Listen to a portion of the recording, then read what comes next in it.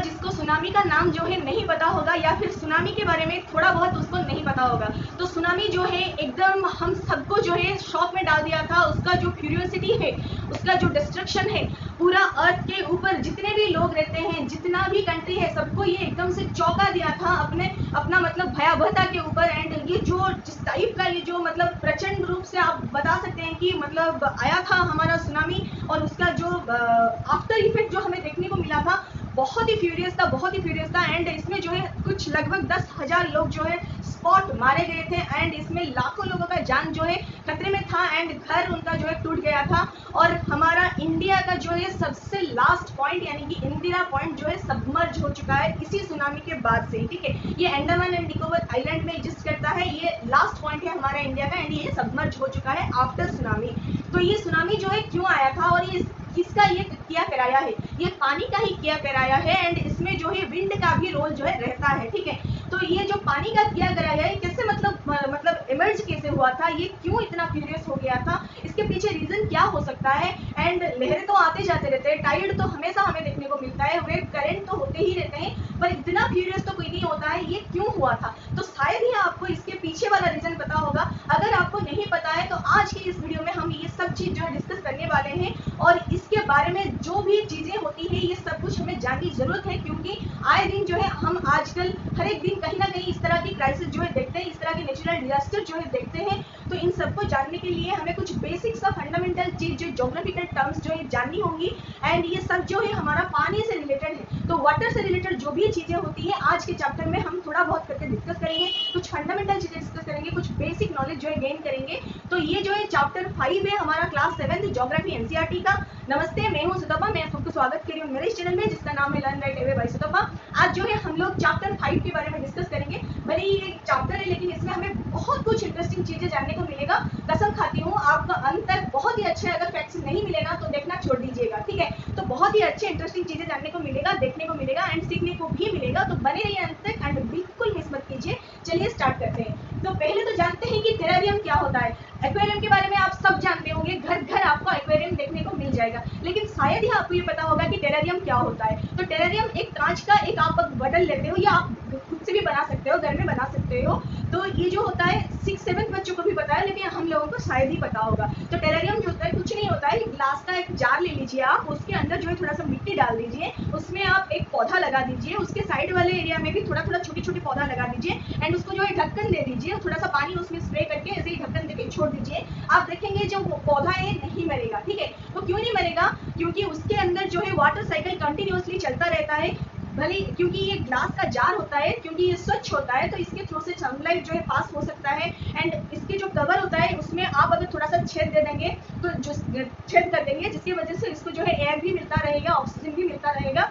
And जो इसके अंदर जो प्लांट होता है उसके मतलब अंदर ही अंदर वाटर साइकिल का कुछ पर्टिकुलर प्रोसेस जो है चलता रहता है, जो कि हमारा इवापोरेशन एंड प्रेसिपिटेशन होता रहता है, ठीक है। तो पत्तों से जो है इवापोरेशन की वजह से पानी इवापोरेट होके जाता है, क्योंकि उसका ढक्कन जो है बंद रहता है। तो जिसकी वजह से ये पानी क्या होता है ना, ऊपर जाते वक्त फिर ठंडा हो जाता है, जब ये लीड में लगता है तो ठंडा हो जाता है, फिर से ड्रॉपलेट बन के फिर से वही प्लांट के ऊपर गिर जाता है, जिसकी वजह से प्लांट जो है जिंदा रह पाता है। और ये क्योंकि कांच का बना हुआ रहता है तो इसके अंदर जो है सनलाइट भी जा पाता है एंड थोड़ा सा लाइट भी जा पाता है, तो ये भी अपना फोटोसिंथेसिस कर पाता है एंड खाना जो है बना पाता है। तो ये था इसका फेनोमेना एंड इसी को हम लोग टेरेरियम बोलते हैं, ठीक है। शायद ही आपको पता होगा, अगर पता था तो अच्छी बात है, अगर नहीं पता तो पता चल जाएगा, ठीक है, पता चल गया अभी।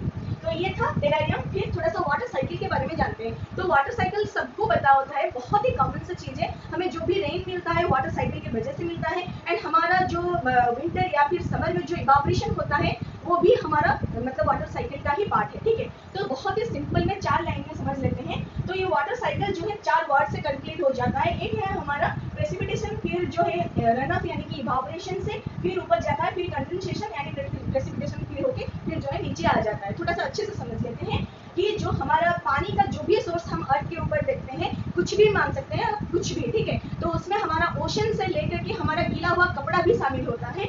एटमॉस्फेयर का हमारा वाटर ड्रॉपलेट से लेकर के हमारा लेक यानी कि सी जो भी है, आप कुछ भी समझ सोच सकते हैं, जो भी जहाँ पे भी आपको लगता है कि हाँ यहाँ पे वाटर कंटेंट हो सकता है, सभी से जो है इवापोरेशन कंटिन्यूअसली होता रहता है। इवन हमारे बॉडी से भी जो है स्वेट का जो इवापोरेट होना उसको भी हम इवापोरेशन में ही काउंट करते हैं। तो इवापोरेशन हमेशा चलता हुआ रहता है एंड इवापोरेशन होके जो भी वाटर ऊपर जाता है वो ऊपर की ठंडे की वजह से, मतलब ऊपर जब भी इवापोरेट होके जाता है वहाँ पे जो है ठंडा रहता है क्लाइमेट, तो उस ठंडे की वजह से या फिर उस कोल्ड एटमॉस्फेयर की वजह से वहाँ पे जो है कंडेंसेशन होता है, ठीक है। तो कंडेंसेशन यानी कि घनीभूत हो जाना, तो वहाँ पे जो है इवापोरेटेड वाटर वेपर जो है वाटर ड्रॉपलेट में कन्वर्ट हो जाता है एंड बहुत सारा ड्रॉपलेट उसे बन जाने से ये क्या होता है ना, प्रेसिपिटेट होता है, ठीक है। बहुत ज्यादा वाटर ड्रॉपलेट इकट्ठा होता है तो फिर ये क्या होता है ना, ड्रॉपलेट होके गिरता है रेनफॉल के हिसाब से। रेनफॉल होता है, हेल स्टॉर्म्स होता है, स्लीट्स भी फॉल होता है, स्नोफॉल भी होता है, सब कुछ हम जानते हैं, बहुत कुछ जानते हैं, लेकिन ओवरऑली हम लोग इसे रेनफॉल के हिसाब से समझते हैं, ठीक है। तो कुछ भी फॉल होकर ऐसे नीचे आ जाता है वो फिर रनअप में शामिल होता है। रनअप यानी कि जो पानी बहता हुआ जाता है उसको हम लोग रनअप वाटर बोलते हैं। जिस तरह की हमारा स्ट्रीम वाटर हो गया, वाटरफॉल हो गया, रिवर में जो पानी बहता है सब कुछ जो है रनअप में ही जाता है। तो ये सब होके फिर जाके मिलता है कहाँ पे, वाटर सोर्सेज में। डिफरेंट वाटर सोर्सेज में जाके मिलता है। उस वाटर सोर्सेज से फिर से जो इवापोरेशन होता है, इवापोरेशन फिर कंडेंसेशन होता है, कंडेंसेशन फिर प्रेसिपिटेशन होके फिर जो है आके रनअप में शामिल हो जाता है। तो इस तरह से हमारा साइकिल जो है कंटिन्यूअसली चलता रहता है एंड इसमें जो है हमारा पेड़ पौधे होते हैं ये बहुत ही ज्यादा हमें हेल्प करते हैं और पानी को नीचे पहुंचाने में भी हेल्प करते हैं। नीचे यानी कि ग्राउंड वाटर, ठीक है, जो भी ग्राउंड वाटर होता है उसी को हम लोग पानी पीने के पानी में लेते हैं, तो उस तक पहुंचाने में हमारे पेड़ पौधे जो है बहुत ही हमें हेल्प करते हैं एंड पेड़ पौधों से जो ऑक्सीजन मिलता है वो भी जो है ये बारिश में हमें हेल्प करती है एंड हमारा क्लाइमेट का जो मतलब ठंडापन जो है इन्हीं से ही बचाया हुआ रहता है, ठीक है। तो ये वाटर साइकिल कहीं ना कहीं पेड़ से जो है बहुत ही ज्यादा रिलेटेड है। ये पेड़ अगर कहीं दिन कट जाएंगे, अगर पेड़ नहीं रहेंगे तो वाटर साइकिल भी कहीं ना कहीं डिसकंटिन्यू हो जाएगा एंड हमें अच्छी तरह से रेन भी नहीं मिलेगा, ठीक है। तो ये था वाटर साइकिल के बारे में। अब थोड़ा सा चलते हैं सैलिनिटी के बारे में, ठीक है। तो हम मतलब हम में से ऐसा कोई नहीं होगा जो कभी अपनी जिंदगी में जो है सी बीच नहीं घुमा होगा। तो अगर आप कभी ना कभी सी बीच में घूमने गए होंगे तो आप पक्का चखे होंगे कि सी बीच में सी का वाटर जो है नमकीन लगता है ना। तो ये जो नमकीन लगता है, कभी भी आपके दिमाग में आया है कि मतलब ये नमकीन जो लगता है इसमें कितना मतलब नमक ऐसे होता है कि जो इतना ये नमकीन लगता है?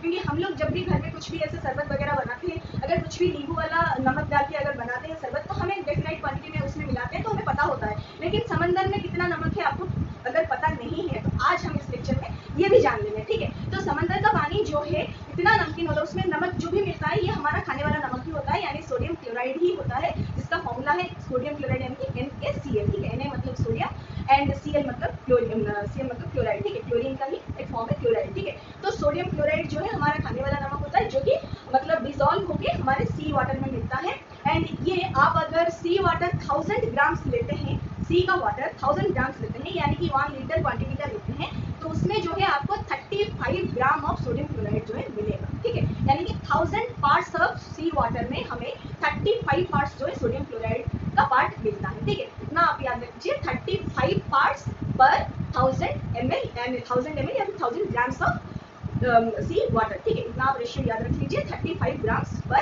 लीटर। तो ये हमें सी वाटर में मिलता है, इन जनरल हमें सी वाटर में मिलता है। लेकिन दुनिया का सबसे ज्यादा नमकीन सी वाटर कहाँ पे मिलता है आपको पता है? ये हमें डेड सी में मिलता है, ठीक है, जो कि इजराइल में हमें पाया जाता है। डेड सी जो है उसमें हमें 340 ग्राम तक सल्ट मिल जाता है 1 ही लीटर उस समंदर के पानी से, ठीक है। तो मान सकते हैं कि कितना ये नमकीन लगता होगा चखने में। तो ये सबसे ज्यादा हमें नमकीन वाला पानी लेता है कहाँ पे हमें मिलता है? डेड सी में, जो कि इजराइल में है, ठीक है। फिर आता है और एक चीज जो कि बहुत ही इंपॉर्टेंट है, आजकल हर तरफ चलता है ये चीजें कि वाटर कंजर्व करिए, आगे जाके वाटर जो है पीने के लिए नहीं मिलेगा। तो कंजर्वेशन आते ही हमें दिमाग में आता है कंजर्व कैसे करें? जब भी पानी आता है, बारिश होता है तो बहते हुए चला जाता है, ड्रेन में जाके मिल जाता है। तो कंजर्व कैसे करें और कितना करें कि ये जो है एक फैमिली के लिए सफिशिएंट हो सकता है? तो इसके ऊपर भी एक टिप दिया गया है आप ही के बुक में, बच्चों के बुक में। तो चलिए जानते हैं। आप अगर एक 100 स्क्वायर मीटर का एक छत या फिर कोई भी एक पेव्ड टाइल्ड फ्लोर लेते हैं, उसमें बारिश के दिन में जितना पानी गिरता है अगर आप उसको कलेक्ट करके कहीं रख लेते हैं, अगर छोटा सा ऐसे कुआं वगैरह टाइप का कुछ खोद के वहाँ पे मतलब या फिर टैंकर वगैरह कुछ लगा के अगर सेव करके रख लेते हैं, तो वो जो है साल भर में 5 मेंबर वाला एक फैमिली अगर है तो साल भर का रिक्वायरमेंट जो है वो फुलफिल कर सकता है। ठीक है, ये भी आप ही का बुक का जो है एक डेटा है कि 5 मेंबर वाला फैमिली का एनुअल ड्रिंकिंग पर्पस, ठीक है, तो ड्रिंकिंग के लिए जितना पानी चाहिए उससे 4 गुना पानी जो है यहाँ से संरक्षित हो सकता है, यहाँ से कंजर्व हो सकता है। ठीक है, यानी कि जो 100 स्क्वायर मीटर वाला एक पेव्ड टाइल्ड एरिया से मतलब जो रेन वाटर फॉल होके जाके वेस्ट हो जाता है उसको अगर हम कंजर्व कर लेते हैं तो 5 मेंबर वाला एक फैमिली जो है 4 टाइम इसको जो है यूज कर सकता है एनुअली। मतलब एनुअली जितना भी एक 5 मेंबर फैमिली को चाहिए पीने के लिए पानी उसका 4 गुना जो है ये दे देता है एक ही बार बारिश में। ठीक है, तो ये जो है एक आंकड़ा था, आप समझ सकते हैं कि कितना पानी हमारा वेस्ट जा रहा है। ठीक है, फिर हम चलते हैं थोड़ा सा डिस्ट्रीब्यूशन ऑफ वाटर बॉडीज के बारे में जानते हैं। तो वाटर बॉडीज जो है हमें बहुत ही ज्यादा मतलब सी वाटर में ही देखने को मिलता है, यानी कि ओशन में देखने को मिलता है। भले ही हमारा अर्थ का 3/4 ऑफ वाटर जो है मतलब 3/4 ऑफ एरिया जो है वाटर ही है एंड 1/4 एरिया जो है लैंड मासेस है, पर ये जो 3/4 एरिया है, ये 3/4 जो वाटर है क्या सब हमारे यूज करने लायक है या फिर इनका डिस्ट्रीब्यूशन कैसा है, चलिए उसके बारे में थोड़ा सा जानते हैं।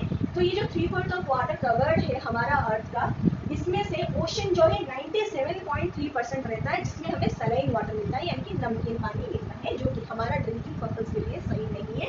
हम और कुछ पर्पज के लिए भी इसको इतना यूज नहीं कर सकते हमारा रेगुलर यूज के लिए। ठीक है, और उसके आगे फिर हम देखते हैं कि आइस कैप जो होता है, मीठा पानी हमें कहाँ पे मिलता है थोड़ा सा देख लेते हैं। तो आइस कैप जो होता है उसमें बाकी 2% जो है आइस कैप में मिलता है, जो कि बर्फीला है, यानी कि हमेशा बर्फ बना हुआ रहता है, तो वो भी हम यूज नहीं कर सकते भले ही ये मीठा है। फिर आता है ग्राउंड वाटर। हाँ, ग्राउंड वाटर हम यूज कर सकते हैं, लेकिन यहाँ पे कितना परसेंटेज है, 0.68% जो मीठा पानी है हमें यहाँ पे मिलता है। फिर आता है हमारा फ्रेश वाटर लेक्स, यहाँ पे भी हमें मीठा पानी ही मिलता है, पर इसका परसेंटेज थोड़ा देखिए 0.009% मीठा पानी है फ्रेश वाटर लेक्स में। फिर आता है inland seas and salt lakes, भले ही नाम इनका inland seas and salt lake होता है, लेकिन यहाँ पे भी हमें मीठा पानी मिलता है, इनका भी परसेंटेज सेम ही है 0.009%। ठीक है, फिर एटमॉस्फेयर में हमें कितना मिलता है, एटमॉस्फेयर में से तो हम कभी भी पानी नहीं ले सकते क्योंकि ये तो हमें दिखता ही नहीं है, पानी लेने की तो बात रही।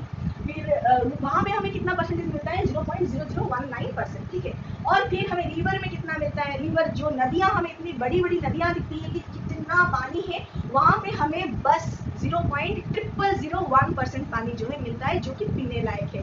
तो आप समझ सकते हैं कि कितना पानी जो है ओशन में है जो कि नमकीन है, जो कि 97.3% है, एंड जो रिवर में हमें मिलता है पीने लायक यूज करने लायक वो है 0.0001%। और हम बहुत ज्यादा जो है पल्यूट करते हैं, हमारे रिवर का वाटर को भी पल्यूट करते हैं। ठीक है, फिर थोड़ा सा अगर हम उसको एक एग्जाम्पल के तौर पे लेंगे तो मान लीजिए आपका जो भी वाटर है मतलब अर्थ के ऊपर आपके पास जितना भी पानी है, मान लीजिए वो सब 2 ही लीटर है। ठीक है, मान लीजिए कि 2 ही लीटर है, तो आप एक बकेट में 2 लीटर पानी लीजिए, उसको आप समझ लीजिए कि पूरा धरती का 2 ही लीटर पानी है और उसको आपने एक बकेट के अंदर संभाल लिया। ठीक है, तो उस बकेट के वाटर में से अगर आप 9 स्पून पानी यानी कि 9 स्पून वाटर अगर निकाल लेते हैं तो ये आपका आ जाएगा आइस कैप वाला वाटर। ठीक है, तो 9 स्पून पानी मतलब कितना जाता है, उससे कुछ भी आपको ऐसे फर्क नहीं दिखेगा। 2 लीटर पानी में से 9 स्पून पानी आपको कुछ भी ऐसे नहीं डिफरेंस दिखेगा।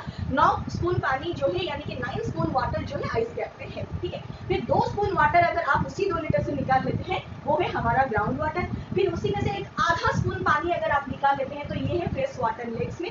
फिर वही आधा लीटर आप अगर आधा स्पून जो है निकाल लेते हैं तो ये हमारा आता है inland seas and salt lake में।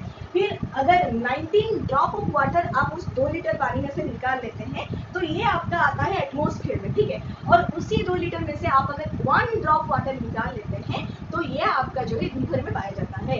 तो आप समझ सकते हैं अभी कि 2 लीटर पानी अगर पूरा पृथ्वी यानी कि धरती का पानी है उसमें से 1 ड्रॉप पानी जो है हमारा रिवर का वाटर है। तो समझ सकते हैं कि कितना कम हमारे पास अवेलेबल है पीने के लिए, तो हमें कंजर्व करना कितना जरूरी है आप ये अभी समझ पा रहे होंगे।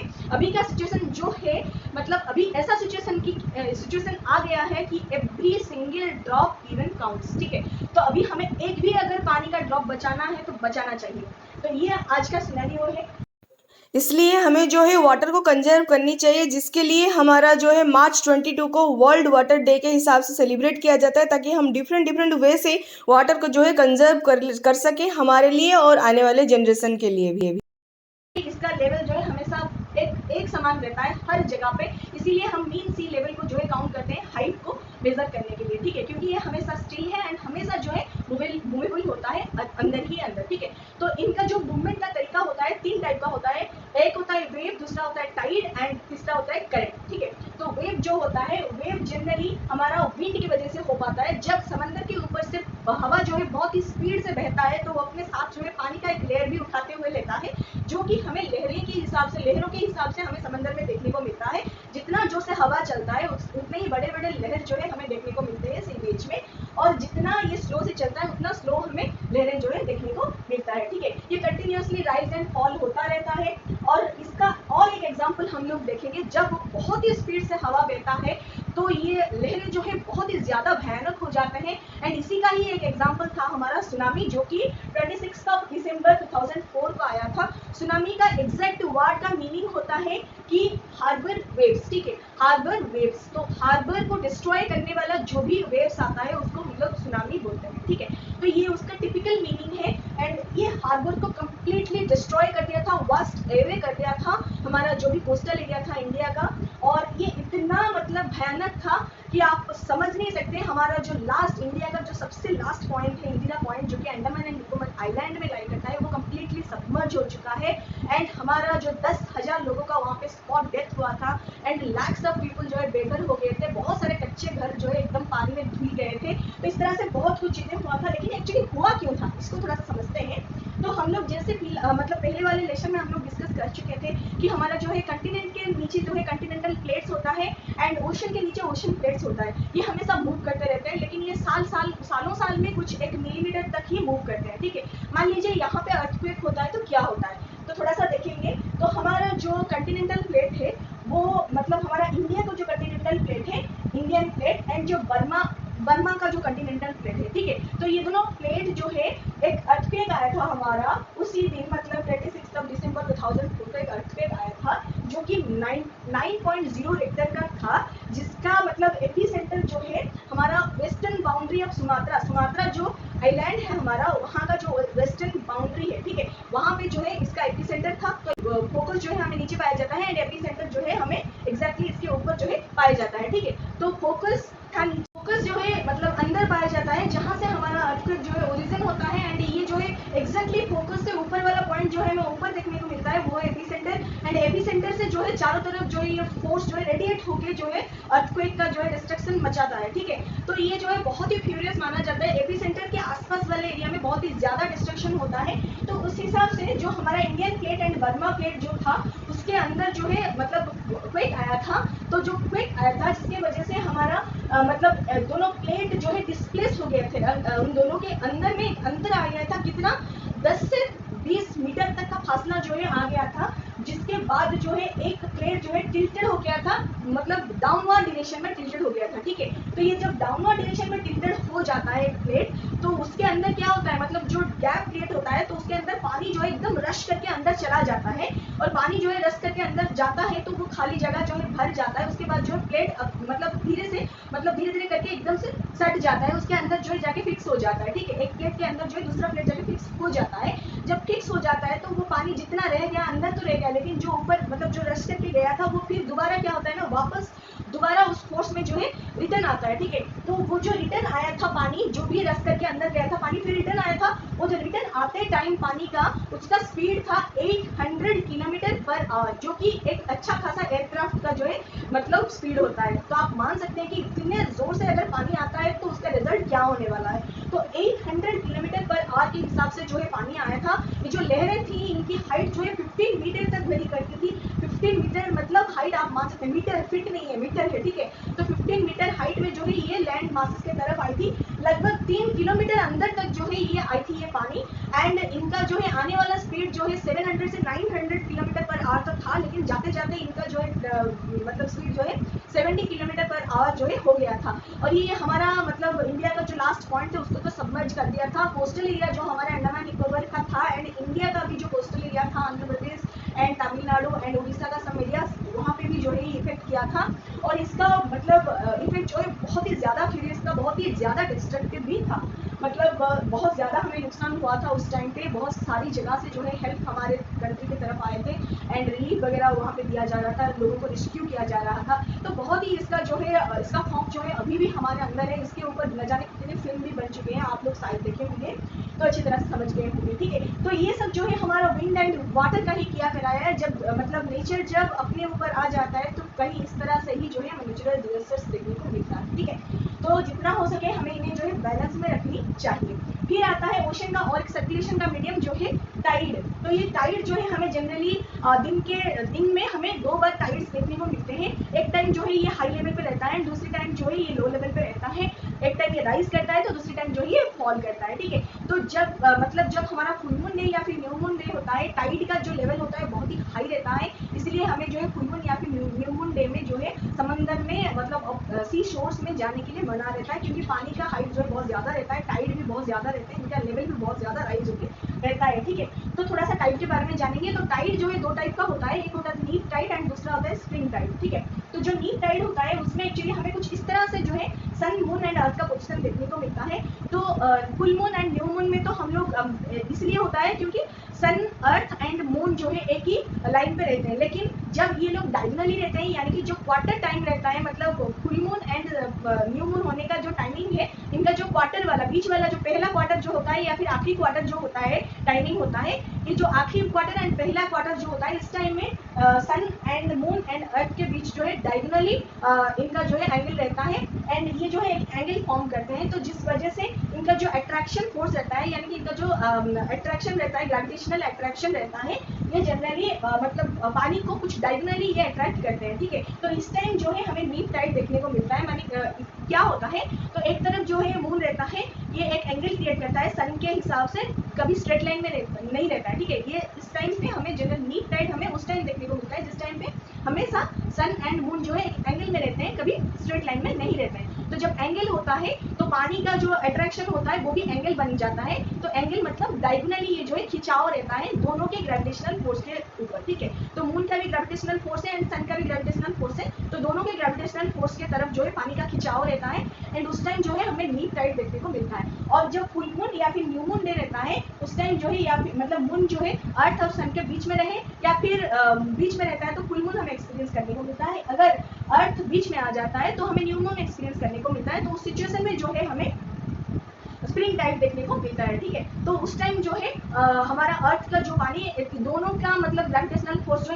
इसके ऊपर काम करता है, ये पानी के ऊपर काम करता है।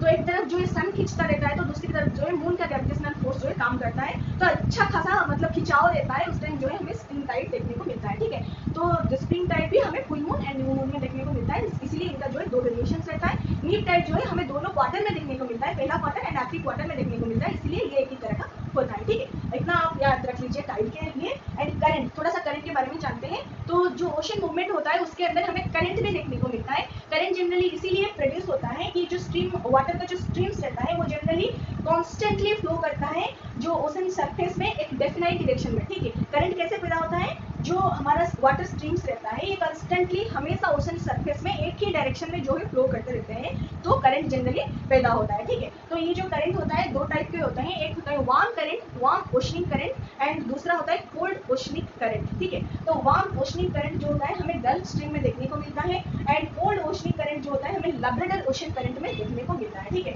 जब दोनों का कॉम्बिनेशन देखने को मिलता है, जहाँ पे ये warm current and cold current जो है मिलते हैं, वहाँ पे एक बहुत ही अच्छा सा क्लाइमेट बन जाता है मछलियों के लिए, ठीक है। वहाँ पे बहुत अच्छा फिशिंग ग्राउंड हमें देखने को मिलता है एंड जो फिशिंग ग्राउंड ये तो भले ही मतलब फिशिंग ग्राउंड हो सकता है, लेकिन यहाँ का एटमॉस्फेयर जो है बहुत ही फॉगी रहता है, फॉगी वेदर वहाँ पे रहता है, जो कि नेविगेशन के लिए बहुत ज़्यादा हानिकारक होता है। अच्छा विजिबिलिटी नहीं रहता है, ये नेविगेशन के लिए बहुत ही डिफिकल्टीज पैदा कर लेता है, ठीक है। तो ये जो हमें मतलब अच्छा खासा कॉम्बिनेशन है, मतलब warm oceanic current and cold oceanic current का जो कॉम्बिनेशन है हमें कहाँ पे देखने को मिलता है, तो जापान का जो चारों तरफ जो सी है उसमें हमें इस टाइप का कॉम्बिनेशन देखने को मिलता है।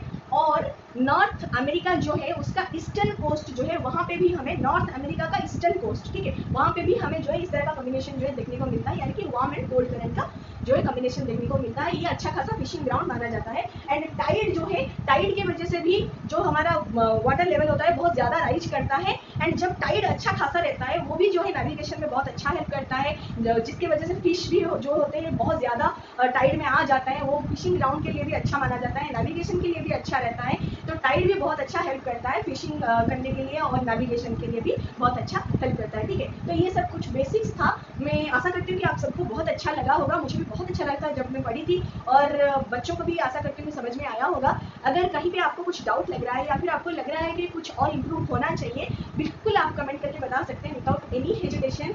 एंड कुछ भी क्वेरीज आपके मन में आ रहा है इससे रिलेटेड कुछ और अगर मैं ऐड कर मतलब आप चाहते हैं कि मैं ऐड करूँ तो वो भी आप बता सकते हैं। तो अगर आपको अच्छा लग रहा है तो बिल्कुल लाइक से कमेंट शेयर करें एंड कमेंट करें और सब्सक्राइब करना मत भूलिए।